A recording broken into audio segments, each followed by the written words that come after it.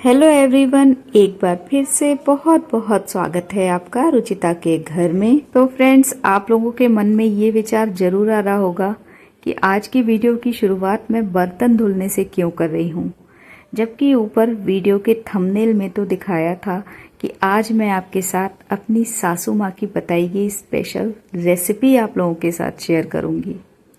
तो चलिए फ्रेंड्स, बताती हूँ इसका कारण। तो बात कुछ ऐसी है कि जब भी मैं कुछ स्पेशल रेसिपी बनाने वाली होती हूँ तो मैं चाहती हूँ कि मेरा पूरा किचन क्लीन हो, कुकिंग करने के लिए मुझे प्रॉपर स्पेस मिल जाए। यही वजह है कि अभी दोपहर का समय है और मैंने किचन छोड़ते समय अपनी पूरी किचन को साफ कर दिया है, सिंक को क्लीन कर दिया है। अब मैं मिलूंगी आपसे शाम को अपनी सासू माँ की बताई गई स्पेशल रेसिपी और उनकी यादों के साथ।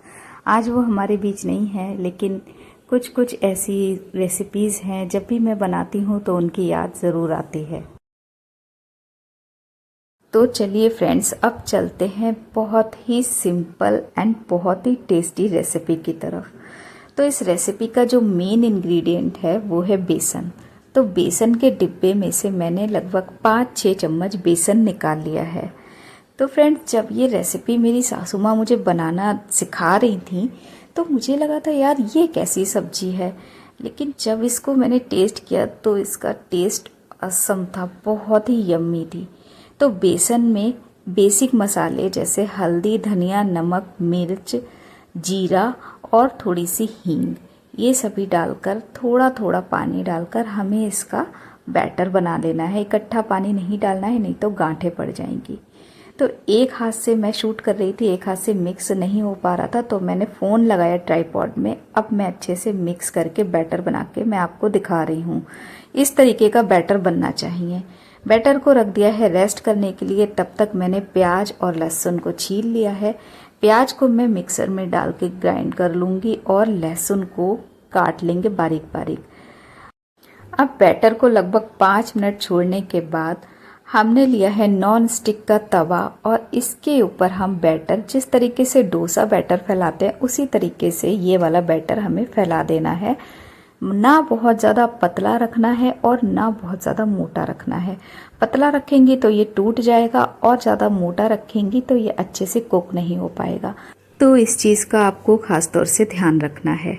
नॉन स्टिक का तवा मैंने इसलिए लिया है क्योंकि नॉन स्टिक में ये अच्छे से छूट जाता है, चिपकता नहीं है।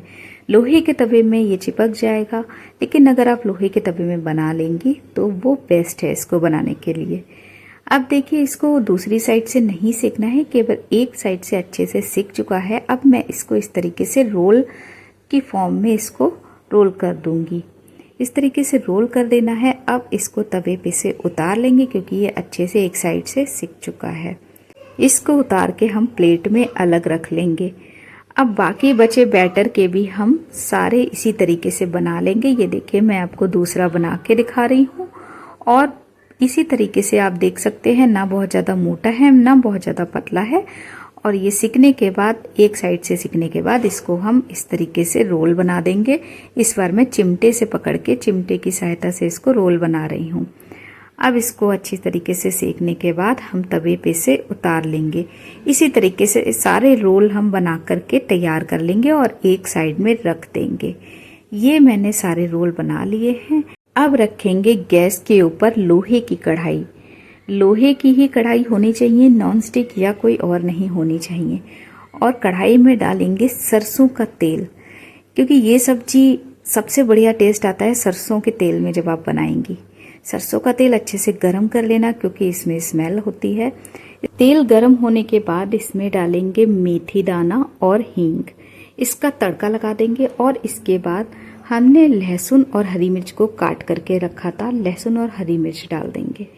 लहसुन और हरी मिर्च जब अच्छे से भून जाएगी, इसके बाद हमने जो प्याज का पेस्ट बना के रखा था वो पेस्ट इसमें डाल देंगे। सारी चीज़ों को धीमी आंच पर भूनने के लिए छोड़ देंगे। ये सारी चीज़ें धीमी धीमी आंच पर भुनेंगी। तब तक चलिए हम दूसरा काम कर लेते हैं। अब एक दूसरी कटोरी में लेंगे कुछ बेसिक मसाले जैसे हल्दी, धनिया, नमक, मिर्च, गरम मसाला और कसूरी मेथी। इन सबको डाल देंगे और जिस मिक्सी के जार में हमने प्याज पीसा था उसमें बहुत थोड़ा सा पानी डालकर वो भी इन मसालों में डाल देंगे और मसाले को भुनने के लिए छोड़ देंगे। बिल्कुल धीमी धीमी आंच पर जब तक ये मसाला भुनेगा तब तक मैं आपको चलिए दूसरा काम दिखाती हूँ। ये काम ना बहुत ही इंटरेस्टिंग है, सबसे ज़्यादा मज़ा आता है इस काम को करने में। तो अब ये जो रोल बनाए थे इनको आप अगर चाकू से काट सकती हैं तो चाकू से काट लेना। फिलहाल मैं तो यहाँ सीजर का यूज़ कर रही हूँ क्योंकि काम जल्दी हो रहा है इससे। तो इस तरीके से कैंची की सहायता से मैं इनको काट रही हूँ, ना बहुत ज़्यादा मोटे ना बहुत ज़्यादा पतले, जिस तरीके से आपको वीडियो में दिख रहे हैं सेम इसी तरीके से काट लेना है आपको। और ये बहुत ही बढ़िया लगते हैं, आप इनको सूखे भी फ्राई करके खा सकती हैं मसाले में। फिलहाल मैंने इनको काट के रख लिया है एक साइड। अब चलिए देखते हैं अपने मसाले को। तो मसाला भी एकदम परफेक्टली भून चुका है। अब ये कटोरी में जिसमें हमने बेसन घोला था इसमें हमने थोड़ा सा पानी डाल के रख दिया था। अब ये पानी हमें इस मसाले में डाल देना है। आप नीचे तली में देख सकते हैं थोड़ा सा ही बेसन था, उसको मैंने पानी में डाल के इसमें डाल दिया है। बहुत ज़्यादा बेसन आपको नहीं डालना है, नहीं तो बेसन का फ्लेवर ज़्यादा हो जाएगा, फिर सब्जी का टेस्ट चेंज हो जाएगा। अब ग्रेवी बनाने के लिए हम इसमें और पानी ऐड कर देंगे। बहुत ज़्यादा पानी नहीं डालना, नहीं तो बहुत ज़्यादा पतली ग्रेवी हो जाएगी, और ना ही बहुत ज़्यादा कम डालना, क्योंकि ज़्यादा कम होगा तो ये बेसन है ये एब्जॉर्ब कर लेगा। अब इसके साथ खाने के लिए रोटियां चाहिए होंगी, तो उसी की तैयारी में मैं अब आटा छान रही हूँ। आटा मार के रख दूंगी। अब देखिए देखते हैं हमारी सब्जी को, और ये हमारी ग्रेवी खौल चुकी है अच्छे से। जब खौल जाएगी तब मैं इसमें डाल दूंगी जो हमारे रोल बने हुए रखे थे। तो देखिए ये रोल डालने के बाद अभी ये आपको पतली पतली लग रही है, पानी पानी अलग रख रहा है, लेकिन जब ये थोड़ा सा कुक हो जाएगी, बहुत थोड़ा सा ज़्यादा नहीं, तो ये इसमें अच्छे से मिक्स हो जाएगी। तो चलिए इसको कुक होने देते हैं। तब तक मेरा आटा भी लग चुका है। अब मैं इसमें डालूंगी धनिया पत्ती। तो धनिया पत्ती को अभी मैंने धो करके रख लिया था, तो इसी को अभी मैं काट रही हूँ। तो ये सब्जी गरम गरम रोटियों के साथ तो अच्छी लगती ही है, लेकिन पर्सनली मुझे ये चावल के साथ बहुत अच्छी लगती है, गरम गरम चावल के साथ। तो अभी शाम का टाइम है तो मैं चावल नहीं बना रही हूँ, अभी फिलहाल रोटियां ही बना रही हूँ। वैसे आप दोनों के साथ इसको खा सकते हैं। और ये धनिया पत्ती मैंने काटना शुरू कर दी है, और अब ये सब्जी में जाएगी तो इस सब्जी का फ्लेवर दुगना हो जाएगा।